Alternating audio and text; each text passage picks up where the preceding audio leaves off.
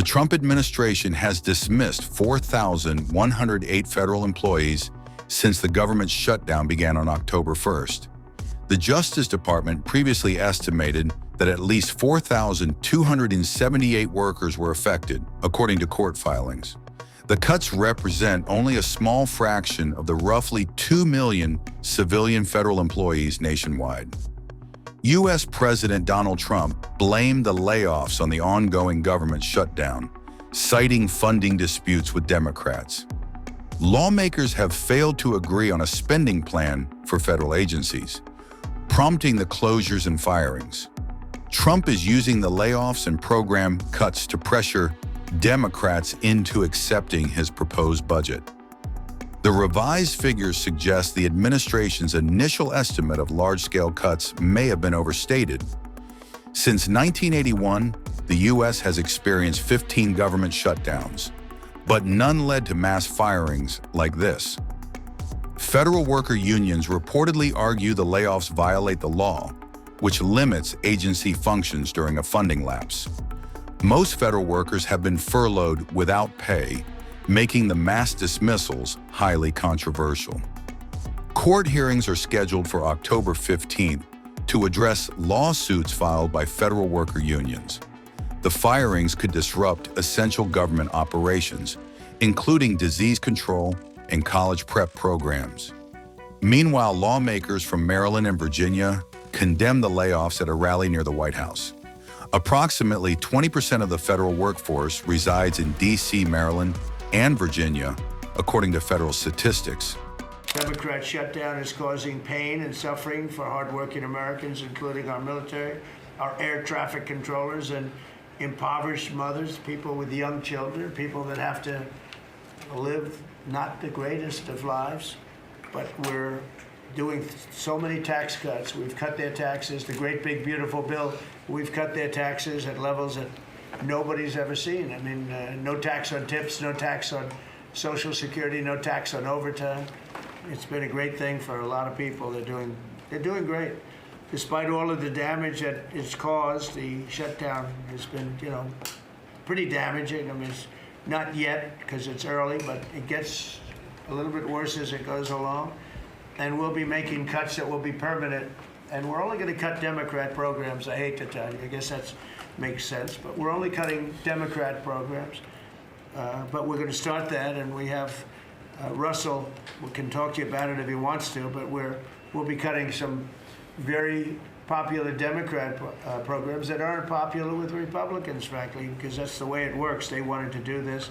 So we'll give them a little taste of their own medicine. But Chuck Schumer proclaimed this morning that every day gets better for them. No, every day it's actually getting worse for them. And they're having a rebellion in the Democrat Party because they want to stop.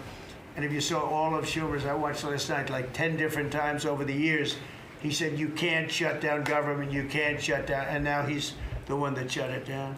So this is a confession that he's acting not to serve the people, but to serve the partisan interests of his party. And I don't think he's serving them well because they're way down. Look, they just lost an election in a landslide. It was interesting. I watched Kamala. It was a sad figure. I watched her the other day saying the election was very close. I said, no, the election was a landslide. We won the popular vote by millions. We won the Electoral College by, I think, 312 or 315 to 220 something. But there's another one that we won that's why when you see the maps are completely red. It's counties. The counties, we won at 2,505 to 525. So 2,500 to 525. That's called one of the greatest, biggest landslides in history. And that's one that people are using now as a primary. But literally, when you see it colored in, the entire country is red representing Republicans. So, they go around, they just lie. And everything's a big lie with them. Well, the other side, and the other thing I don't understand is, Christie, I looked at crime numbers in Chicago. They're through the roof. And I have a governor who stands up every day and tells us how wonderful Chicago is. It's just a lie. It's like a con job. It's like Gavin Newsom. He says how well he's doing in California, and they're doing terribly. Population's getting smaller, people are leaving, and other people are coming in, and I wouldn't say it's an even trade. While the other side is focused on playing games, the Trump administration is focused on creating jobs, bringing down prices, and we've really brought them down a lot. That's the other thing. We're bringing down prices a lot. We're bringing down grocery prices, but the big thing is energy. When you bring down energy, everything comes down, and the energy prices are way down. I see we're down to about $61 now a barrel, and what gasoline's going to be, I think gasoline's going to be below $2 at some point in the pretty near future. It's very low, much lower than it was under Sleepy Joe. And we're restoring law and order in our country. We're restoring it here, but we're restoring it right now. We're in Memphis. We're going to Chicago. We're going to other cities. Many governors are asking us to, including Democrats are trying to ask. I don't know what the big problem is. If I were a Democrat governor, I'd be saying, whatever you can do to get crime down, I'll take anybody. You can bring them in I don't care who it is. A lot of people said that. They interviewed women, these beautiful women in Chicago, black women with a MAGA hat, a red hat. They said, we don't care who he brings in here, but this place is really dangerous. We just want crime to stop. It's true. They don't care. They don't differentiate between the National Guard and the Marines. They don't care. They'll take anybody. And that's the way it is. I mean, they want what we did in D.C., they want to happen to them. And it's happening in Memphis already. I see in less than a week, the numbers are really good.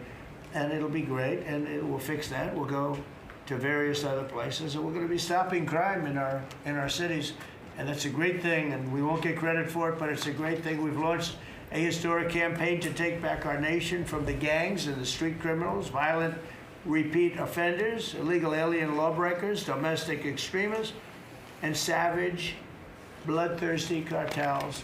And very little, by the way, is coming in by water, in case you haven't known. The drugs aren't coming in by water. In fact, we can't even find any boats in the water anymore. We had boats, we were like a subway train loaded up with drugs. Every single boat that you see getting taken out kills 25,000 Americans. Think of that, because it's pretty tough stuff, but it kills 25,000 Americans. So when you hear that, it's no longer tough. But here in Washington, we've deployed federal law enforcement and National Guard to restore public safety, and we're working to replicate that in numerous places all over the country. And we have a very powerful military. We have a very powerful National Guard. I want to thank the governor of Texas, who has been, as usual, great. Governor Abbott, he gave us 400 troops without even a question. And we have other governors likewise doing what has to be done, because they know we have to confront crime.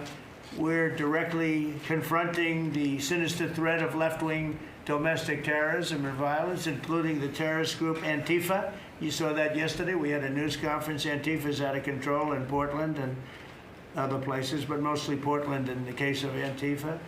And we had people that were really badly affected by them. It was terrible. So one of those things, but we're knocking the hell out of them. And we're looking for the people that are funding them, and those people are going to be just as guilty as the people that smack people over the head with a baseball bat. And I'd like now to ask Attorney General Bondi and Secretary Noem to discuss this a little bit and tell where we are. And then we'll go around the room. We'll go quickly. We're going to go quickly if we can, because we have a lot of things to do, including I won't be spending that much time here because I'll be leaving fairly soon for the Middle East. And I'm very honored to be involved with that, I'll tell you. It's a great thing for our country. People are so happy about it. I've never experienced anything quite like it. I've never seen such universal praise for being able to do something. No, it's something that nobody thought was possible, and we're going to end up having peace in the Middle East.